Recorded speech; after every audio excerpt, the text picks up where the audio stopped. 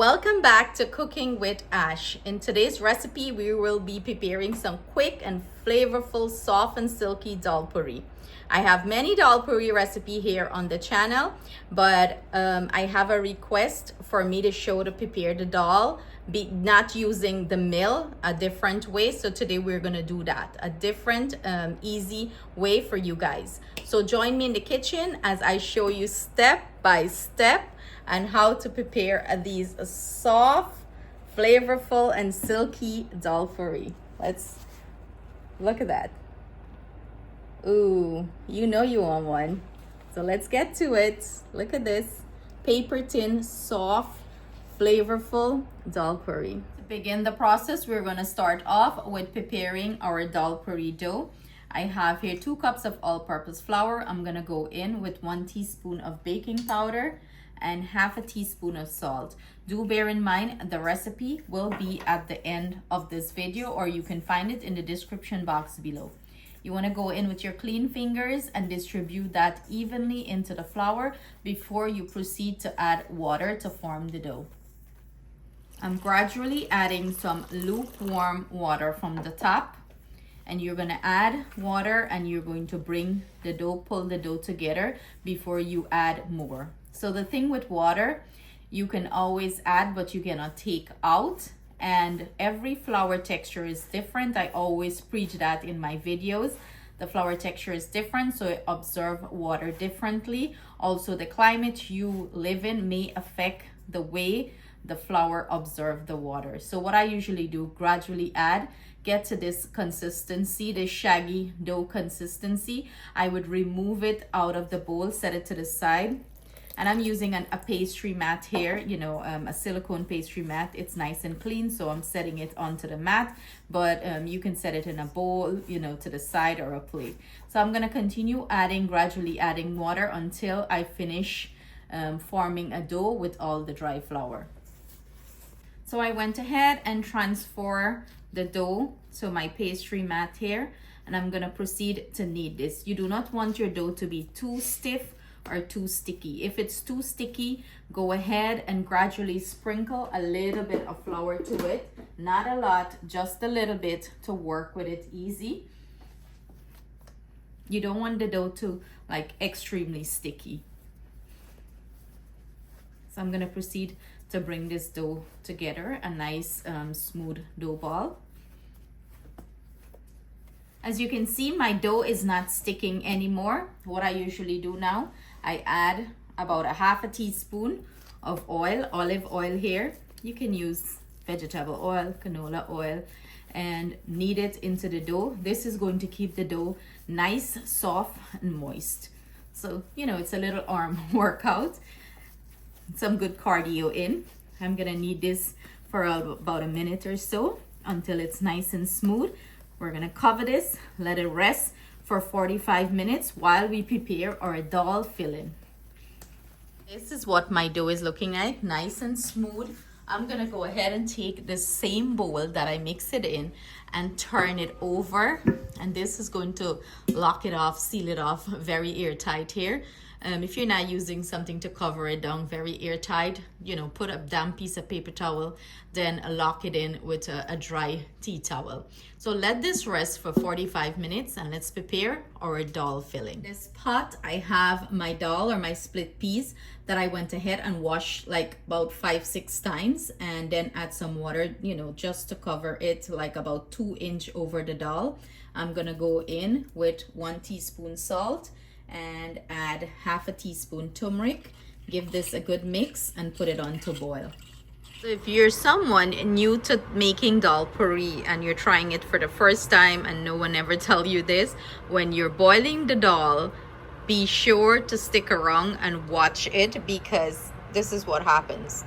It bubbles up like this and overflow. My trick to that is I always put a spoon across like that on the pot, and it never overflow on my stove. So do keep an eye on the dal, because you don't want this to overflow and make a hot mess on your stove. Here's the thing, I always boil my peas al dente, and then I would use a food mill to grind it.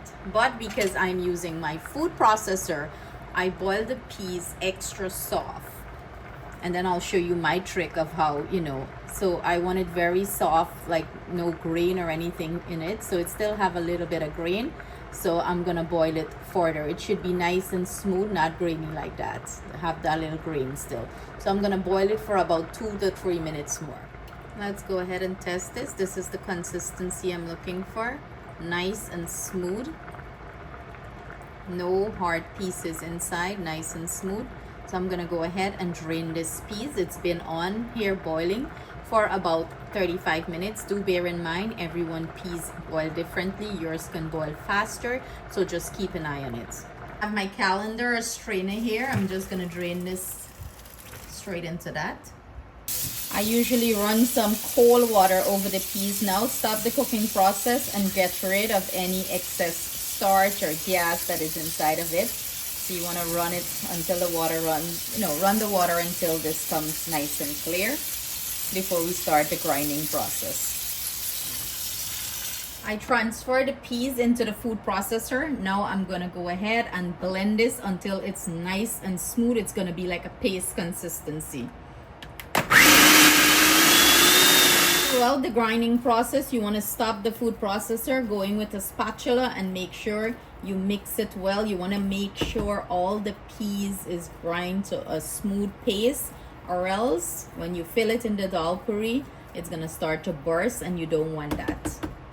Now the dal is nice and blended. It's very pasty, as you can see, pasty and very smooth.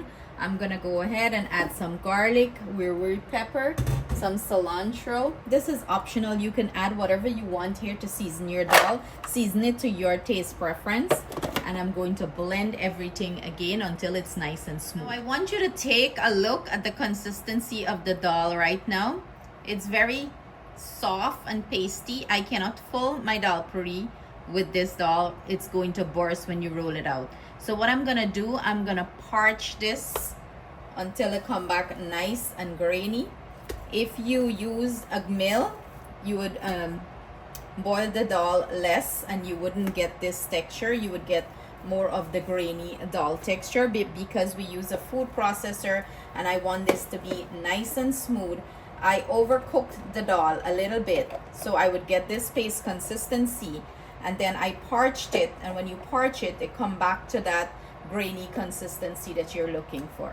So if you use a mill, a food mill, you would avoid parching it. You don't have to do this step because remember, the dal is already cooked. If you ask my opinion, honestly, which process I prefer, I would tell you the food mill to grind the dal, because that is the classic traditional way. Our ancestors, and I grew up with my parents doing it, and you get beautiful consistency with the dal. But this step is for people who do not have access to a food mill. You can use the food processor to do this step. This is just an additional process of parching the dal here to get it back to that correct consistency that dal puri usually have. This right now is very sticky and pasty, and if we fill our dal puri, we're gonna have a hot mess. You cannot use this to fill the dal puri. So this been parching for about 5 minutes now, and as you can see, it become nice and loose. It's not pasty or anything of that sort. This is what you're looking for. I'm gonna add some roasted jeera to this. You gotta add the jeera to the dal to give it that nice flavor. Make sure you test the dal, taste it to see that it have enough salt. You want to make sure it's well flavored. In goes our roasted brown jeera.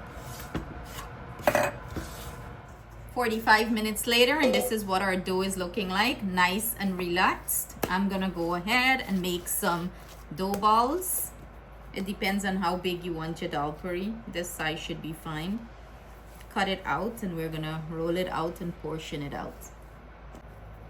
So the classic dough ball, you just pick it up and you roll and you tuck the bottom in and you set it to the side. So I'm gonna repeat the process for the rest, and then we're gonna start filling our dal puri.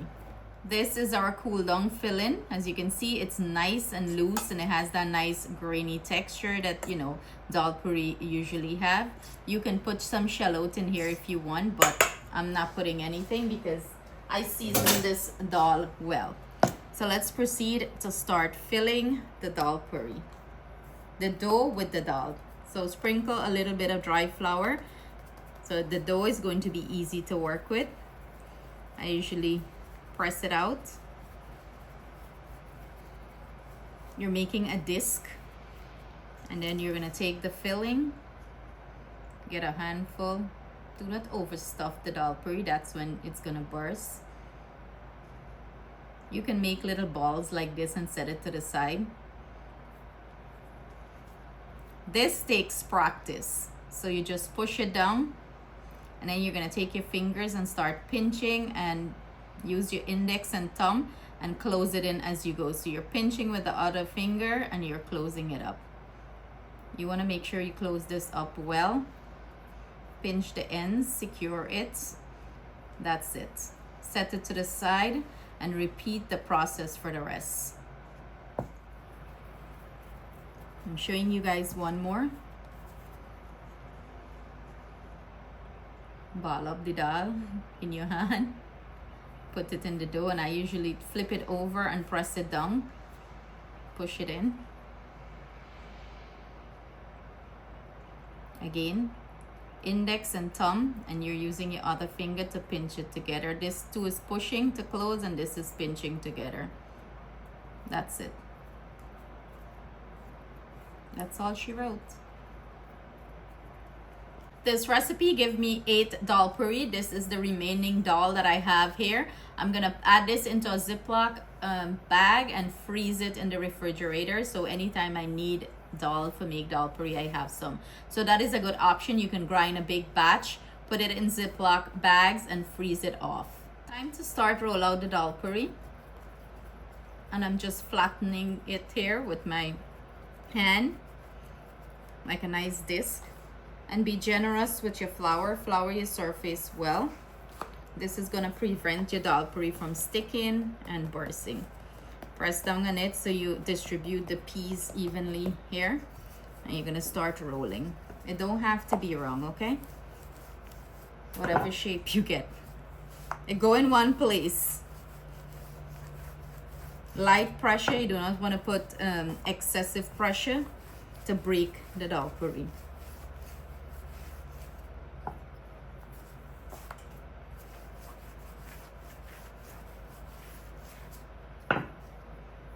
What shape I get here?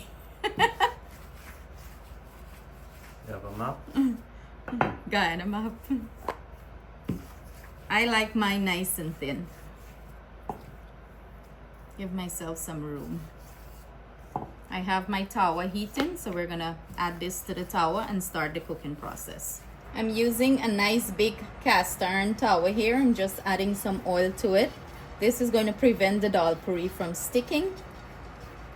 You can use a pan to do it, you know, whatever convenience you have in your home. But dal puri is best to cook on a tawa.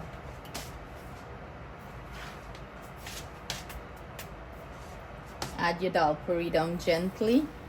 And we're going to let it toast on one side for about a few seconds. And then we're going to flip and, you know, oil and repeat the process. I'm using an electric stove and I have the dial on medium, so it's between about 5, let's say 5.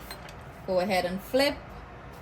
Add your oil to the dal puri. You want to be generous with the oil so you start swell up and poof up.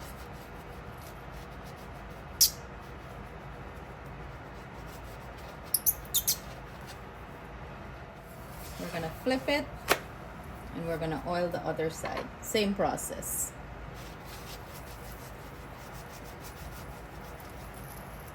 Make sure you keep it on medium to low heat. You do not want your dal puri to, you know, burn or brown up too much, because that's when the dal puri tend to get stiff. Again, repeat the process. We're gonna flip it over.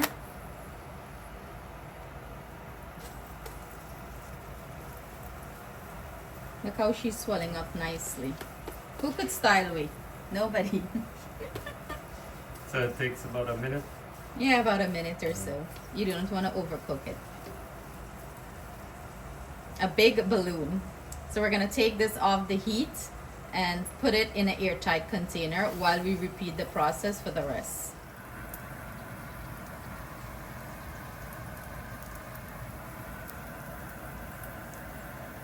just like that, we've concluded today's episode of preparing the most flavorful, soft, and delicious dal puri filled with dal paper thin.